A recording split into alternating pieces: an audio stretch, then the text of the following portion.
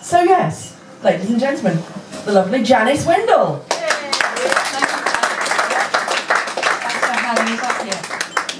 Yes, we are a couple, and Donald has always been a brilliant giver of presents to me. The very first present he gave me really set the tone of our relationship. It was a book. We're very fond of books. And it was a pop-up book, and it was the Kama Sutra. Of course. Of course, I had to write a poem about it. And here it is. You gave me the Kama Sutra, the pop-up edition, with full chance for reader participation and plenty of tabs to pull. There are pictures of bendy brown beauties wearing scanty but elegant clothes who show no resistance to smiling insistence by amorous Indian bows. You gave me the Kama Sutra pop-up version. It's so realistic. The men all have cute little lingams, and there are tabs so the reader can swing them. Yay. And the ladies are kissed, not a square inch is missed, from their yoni right down to their wiggly toes. You gave me the Kama Sutra, moving pictures to show what to do, and lots of advice how to make love feel nice. And you popped up like you always do.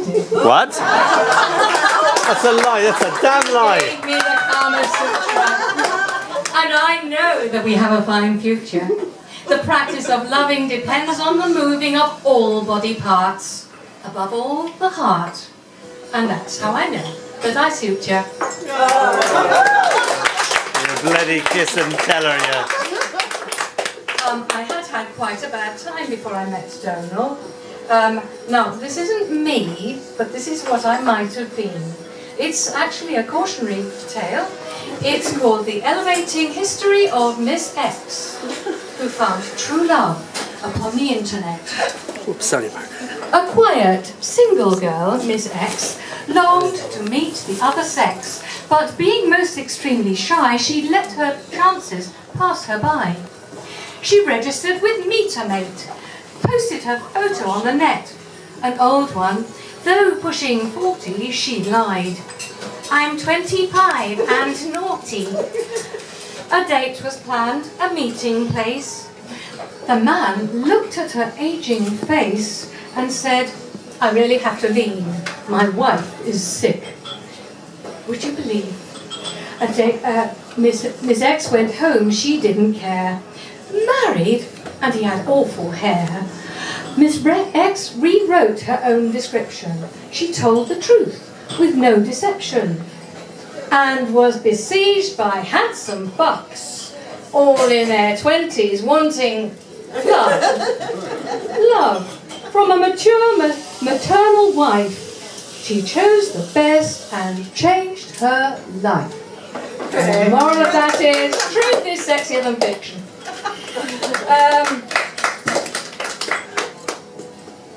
Yes, so I had actually tried being married.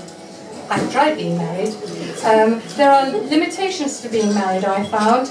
And I've written rather a long poem because, well, you'll see why it has to be a long poem. I did avoid divorce for a long time. I've been a true and faithful wife to every husband that I've had.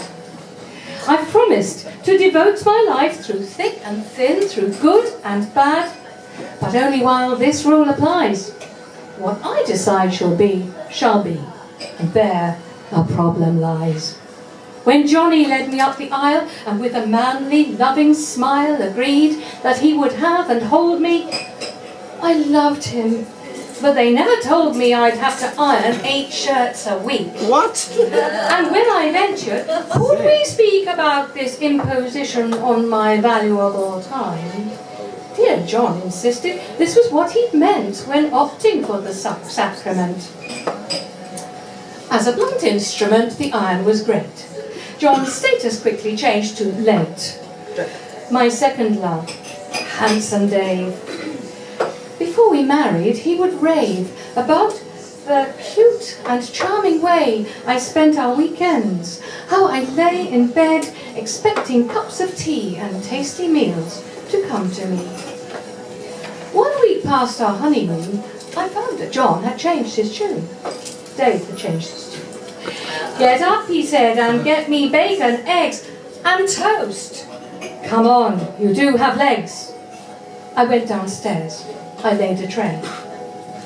I brought Dave's last meal up that day. I even brought an appetizer, grapefruit laced with fertilizer, sliced thinly, chopped and barbecued. He flushed quite neatly down the loo.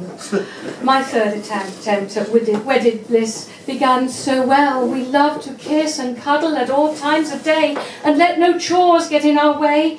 His name was Lee, a gorgeous man, but soon I noticed he began to nag me, to pick up my clothes where I had dropped them, held his nose and told me, "This house is disgusting. Don't you ever do the dusting?" I got a broom and hit him hard. He's buried out there in the yard. An optimist, I tried and tried. Again I made a blushing bride. But number 4 is pushing daisies. Gardening, the man was crazy. And when it came to number 5, his weakness showed up on a drive. When I went through red traffic lights, he rudely said that wasn't right. While he checked underneath the bonnet, I found the accelerator, stepped on it and drove him into paradise. I know, it wasn't nice. And so now I'm in an awful fix. I need to find mate number 6.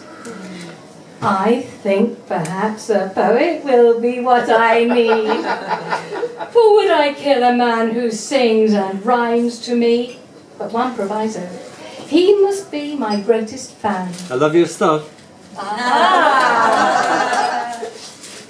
He mustn't ever criticise my writing, or my sharp pen between his eyes will send him up to husband heaven. And then I'll have to look for number 7. Sorry. So that's the story of my life. Here's a little story. It's about language learning. It's called A Whoosh Worker. The brass plate beside the door read coaching in German, Japanese and onomatopoeic. He stepped through the door into a bright reception hall. "Can I—" "Whoops, there," said the pretty girl behind the desk. "I see you are an onomatopoeic speaker," he replied, picking up her dialect easily. "I'm looking for a refresher course in onomatopoeic." "Yes, sir, I am yakety in onomatopoeic. How much tick-tock would you pant to spend?" "That depends on the chink-chink-bling," he said. "We do a teeny-weeny course or a galumphing course, sir. If you want to lumber, take the galumphing course. The pace is less whoosh." "When do you intend to visit Onomatopoeia?" "I'm brumming there next month." "If I may yakety yak, sir, you do chatter onomatopoeic very hooray already." "I normally get very flutter, he said, when I speak to a fluent onomatopoeian. But your ooh, hurrah makes me feel very so I really feel yeah talking to you. Would you pant to brum out for a slurp and a chomp some tick-tock?" he continued. She thought about this for a tick and then said, "I'm quite a hush person, but a whoosh slurp would be Privately, she thought, I hope he won't expect smackers and fumbling and slap and tickle afterwards. "I'll bleep you," she said, "if you give me your ring." She clattered his booking, and he clicked out of the door. In the brum he felt very that he had yared such a yummy onomatopoeic girl. That night he snored as of her sophisticated onomatopoeic chatter and her ooh la la.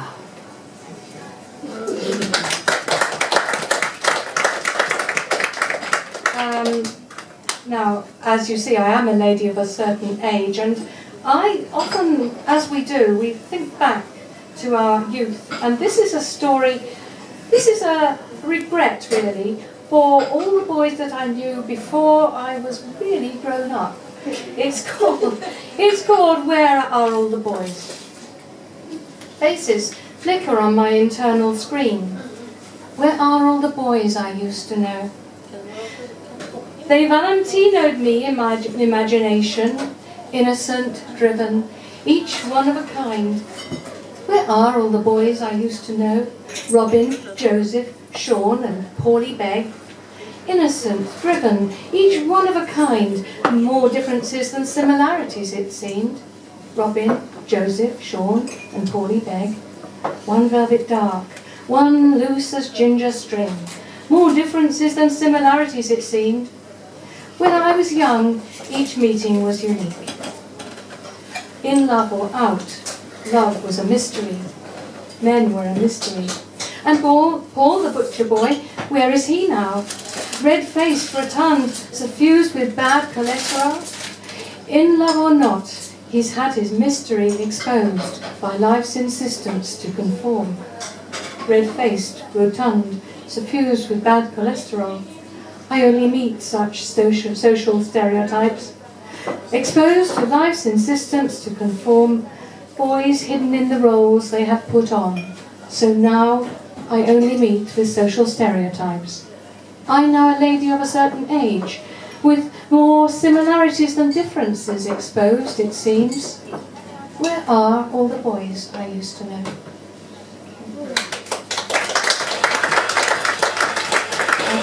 Right, I'm going to end up with one more cautionary tale, and it's quite a sad one. It's the story of Michael.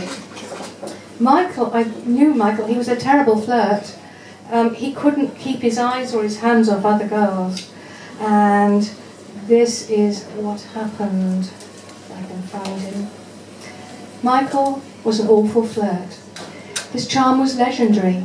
It hurt his steady girlfriend when she saw the way he always hoped to score. One day when Mike was chatting up a girl called Anna, whose breakup was 32 but double D, his girlfriend told him, "Don't you see, I'll have to shoot you. I won't miss." But Michael said, "You won't, you know. I really love you, don't you know?" And carried on to flirt some more. His girlfriend, feeling very sore like Cupid, took a bow and arrow, aimed, shot, and his escape was narrow. Her shot did not go through his heart, but rather lower. It did smart, and now his voice is quite high-pitched. His girl's now seeing Anna. "Bitch," says Michael, "how was I to know that both the girls were bi?" And the moral of that is, a bitch in the hand is worth two birds in each other's bushes. Thank you.